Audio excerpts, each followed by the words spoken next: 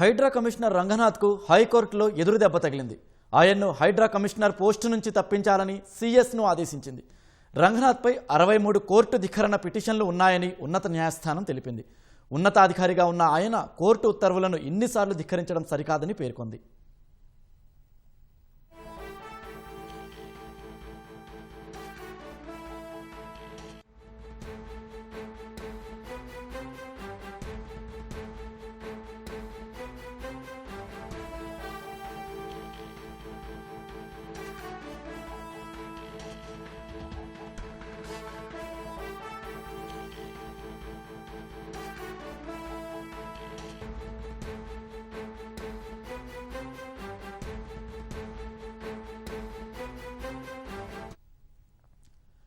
హైడ్రా కమిషనర్ను తొలగించాలని హైకోర్టు ఆదేశించింది. అసలు దీనికి దారితీసిన కారణాలను మా ప్రతినిధి శ్రీకాంత్ ప్రత్యక్ష ప్రసారం ద్వారా అందిస్తారు.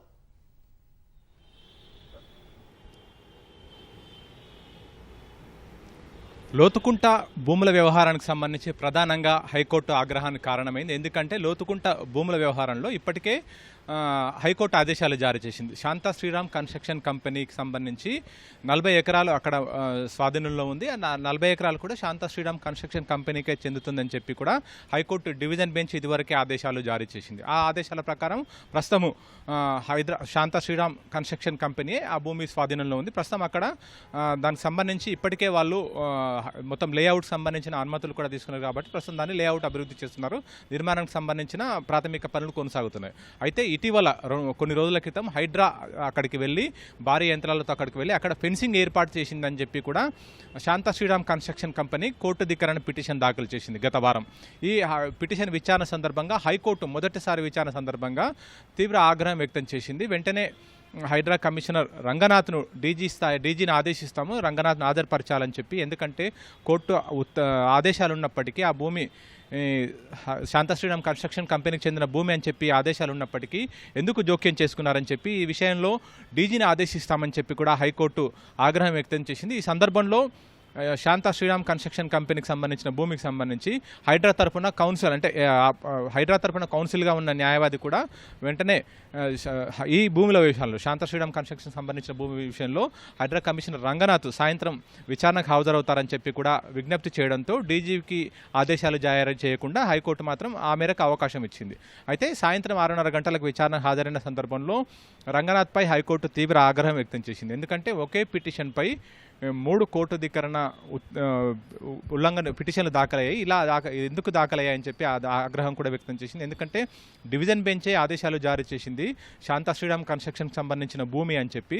ఒకవేళ ఆ భూమి వాళ్ళది కాకుంటే హైడ్రా కానీ లేదంటే ప్రభుత్వం కానీ అప్పీల్ దాఖలు చేయాలి. కానీ అప్పీల్ దాఖలు చేయకుండా లేదంటే సుప్రీంకోర్టుకు స్పెషల్ లీవ్ పిటిషన్ వేయకుండా నేరుగా మరోసారి కోర్టు ఉత్తర్వులను ఉల్లంఘిస్తూ అక్కడికి వెళ్ళడం ఏంటని చెప్పి కూడా కోర్టు ధిక్కరణకు ఎందుకు పాల్పడారని చెప్పి కూడా హైకోర్టు ఆగ్రహం వ్యక్తం చేసింది. అయితే ఈ సందర్భంలో అఫిడవిట్ దాఖలు చేయాలంటూ ఆదేశాలు జారీ చేస్తూ విచారణ వాయిదా వేసింది. అయితే తర్వాత జరిగిన విచారణ సందర్భంగా అంటే అంతకంటే ముందే మళ్ళీ కోర్టు ధిక్కరణ మరోసారి మధ్యంతర పిటిషన్ దాఖలు చేసింది శాంతా శ్రీరామ్ కన్స్ట్రక్షన్ కంపెనీ. ఎందుకంటే మొదటిసారి జరిగిన విచారణ సందర్భంగా రంగనాథ్ హాజరయ్యి హామీ ఇచ్చినప్పటికీ మరోసారి హైడ్రా సంబంధించిన అధికారులు వచ్చి మేము అప్పీల్కు వెళ్తున్నాము, ఈ భూములు ఎలాంటి పనులు చేయొద్దని చెప్పి కూడా హైడ్రా అధికారులు మరోసారి వచ్చారని చెప్పి కూడా శాంతా శ్రీరామ్ కన్స్ట్రక్షన్ కంపెనీ తరపున హరీష్ కుమార్ మధ్యంతర పిటిషన్ దాఖలు చేశారు. ఒక్కసారిగా ఈ మధ్యంతర పిటిషన్ విచారణ సందర్భంగా హైకోర్టు తీవ్ర ఆగ్రహం వ్యక్తం చేస్తూ భూమికి కాపలాగా ఆర్మీ అధికారులను ఉంచుతామని చెప్పి కూడా ఆదేశాలు జారీ చేస్తూ ఈ మేరకు రిజిస్ట్రార్ జనరల్ కూడా ఆదేశాలు జారీ చేసింది. బ్రిగేడియర్ స్థాయి అధికారిని వెంటనే కమ్యూనికేట్ చేసి 10 మంది జవాన్లతో అక్కడ భూమికి రక్షణగా ఉంచాలని చెప్పి కూడా రిజిస్ట్రార్ జనరల్ ఆదేశించింది. ఒకవేళ అక్కడికి ఆర్మీకి రక్షణగా ఉన్న ప్రైవేట్ భూమిలోకి హైడ్రా అధికారులు వచ్చినా లేదంటే అక్కడ యంత్రాలు వచ్చినా వెంటనే యంత్రాలను సీజ్ చేసి అవసరమైతే హైడ్రా అధికారులను కూడా అరెస్ట్ చేయాలని చెప్పి కూడా ఆదేశాలు జారీ చేసింది. ఎందుకంటే ఈ స్థాయిలో ఎందుకు ఆదేశాలు జారీ చేయాల్సి వస్తుందో అర్థం చేసుకోవాలని చెప్పి కూడా హైకోర్టు పేర్కొంది. ఎందుకంటే పోలీసుల సహాయంగా తీసుకొని అక్కడికి వెళ్ళి అక్కడ భూమికి సంబంధించిన పనులు ప్రైవేట్ భూమిలో చేస్తున్న పనులను కూడా నిలిపేస్తున్నారు కాబట్టి ఆ సందర్భంలో ఆర్మీ అధికారులను సాయం అంటే ఆర్మీ అధికారులను ఆదేశించాల్సి వస్తుందని చెప్పి కూడా ఈ సందర్భంగా హైకోర్టు పేర్కొంది. అయితే వెంటనే అడ్వకేట్ జనరల్ విచారణకు హాజరై ఇలాంటి ఆదేశాలు వెలువడుతున్నాయనే విషయం తెలుసుకున్న అడ్వకేట్ జనరల్ వెంటనే విచారణకు హాజరై ఈ ఉత్తర్వులను వాయిదా వేయాలని చెప్పి కూడా కోర్టును విజ్ఞప్తి చేశారు. అడ్వకేట్ జనరల్ సుదర్శన్ రెడ్డి విజ్ఞప్తి మేరకు ఆర్మీ అధికారులను రంగంలోకి దింపుతామన్న ఉత్తర్వులను హైకోర్టు వాయిదా వేసింది. అయితే తర్వాత జరిగిన విచారణ సందర్భంగా హైకోర్టుకు సంబంధించి అఫిడవిట్ దాఖలు చేశారు అడ్వకేట్ జనరల్. ఎందుకంటే అఫిడవిట్ దాఖలు చేశాం, ఎందుకంటే హైడ్రా అధికారులు అక్కడికి వెళ్ళలేదని చెప్పి కూడా అడ్వకేట్ జనరల్ చెప్పారు. కాబట్టి దీన్ని అఫిడవిట్ రూపంలో దాఖలు చేస్తామని చెప్పి కూడా advocate general Sudarshan Reddy high court విజ్ఞప్తి చేశారు. ఆ విజ్ఞప్తి మేరకు శుక్రవారం జరిగిన విచారణ సందర్భంగా అడ్వకేట్ జనరల్ సుదర్శన్ రెడ్డి ప్రాథమిక అఫిడవిట్ దాఖలు చేశారు. అయితే పూర్తి స్థాయి అఫిడవిట్ దాఖలు చేయడానికి సమయం ఇవ్వాలని చెప్పి కూడా అడ్వకేట్ జనరల్ కోరడంతో తదుపరి విచారణ ఈ రోజు కంటే సోమవారానికి వాయిదా వేసింది. అయితే పూర్తి స్థాయి అఫిడవిట్ దాఖలు చేసే సందర్భంలో ఎట్టి పరిస్థితుల్లోనూ హైడ్రా కమిషనర్ రంగనాథ్ క్షమాపణలు ఉండాలని చెప్పి కూడా హైకోర్టు ఆదేశించింది. అయితే ఈరోజు ఉదయం మోషన్ లిస్ట్ సమయంలో జరిగిన విచారణ సందర్భంగా ఏజీ కార్యాలయ తరపు న్యాయవాది అఫిడవిట్ దాఖలు చేయడానికి కాస్త సమయం ఇవ్వాలని చెప్పి కూడా కోరారు.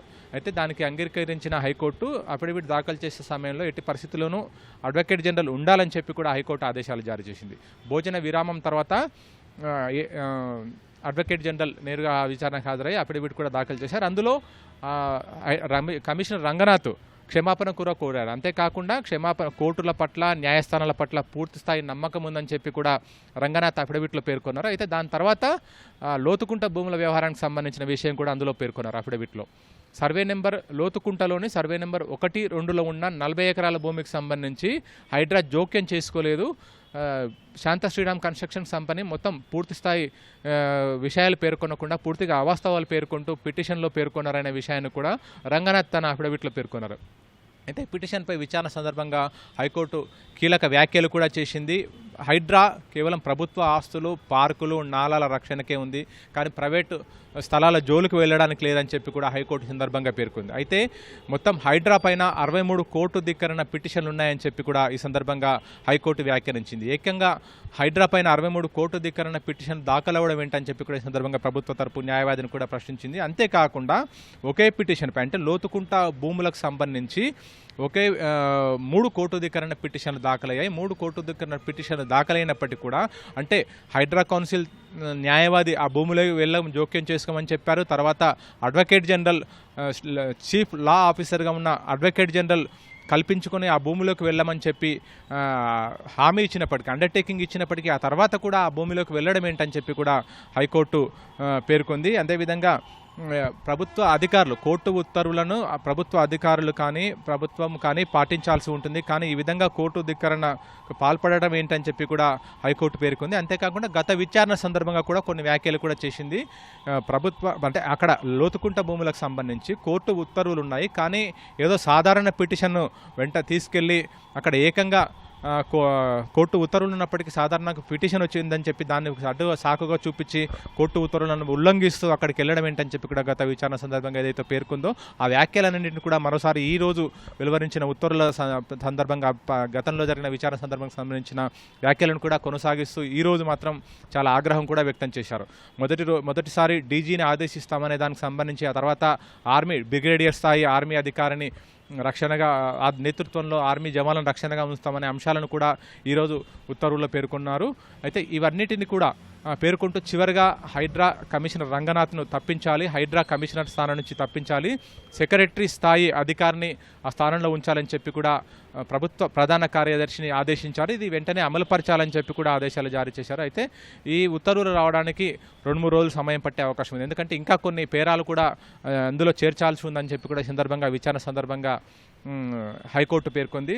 అయితే ఈ అన్ని అంశాలకు సంబంధించి మొత్తం హైకోర్టు అయితే తీవ్ర ఆగ్రహం వ్యక్తం చేసిందని చెప్పొచ్చు. లోతుకుంట భూముల వ్యవహారానికి సంబంధించి గత కొంతకాలంగా కూడా కోర్టుల వివాదాలు నడుస్తున్నాయి. లోతుకుంట భూములకు సంబంధించి అందులో కంటోన్మెంట్ సంబంధించిన భూమి పక్కనే సర్వే నెంబర్లో ఉందని చెప్పి కూడా హైడ్రా వాదిస్తూ వస్తుంది.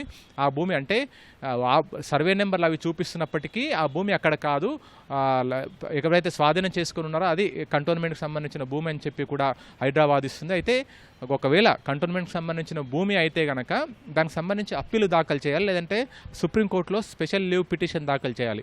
కానీ కోర్టు ఉత్తర్వులు ఉన్నప్పటికీ నేరుగా అక్కడికి వెళ్ళి ఎలాంటి నోటీసులు ఇవ్వకుండా ఏకంగా అక్కడికి వెళ్ళి అక్కడున్న స్వాధీనంలో ఉన్న వారిని భయభ్రాంతులకు గురిచేసే విధంగా వ్యవహరించారని చెప్పి కూడా హైకోర్టు పేర్కొంది. అక్కడ ఫెన్సింగ్ పాతడం ఏంటని చెప్పి కూడా హైకోర్టు పేర్కొంది.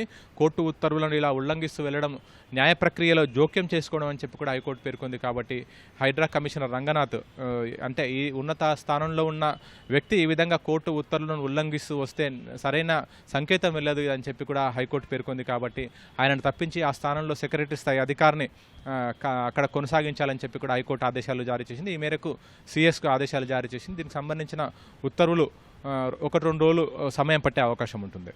రాకేష్. ధన్యవాదాలు శ్రీకాంత్.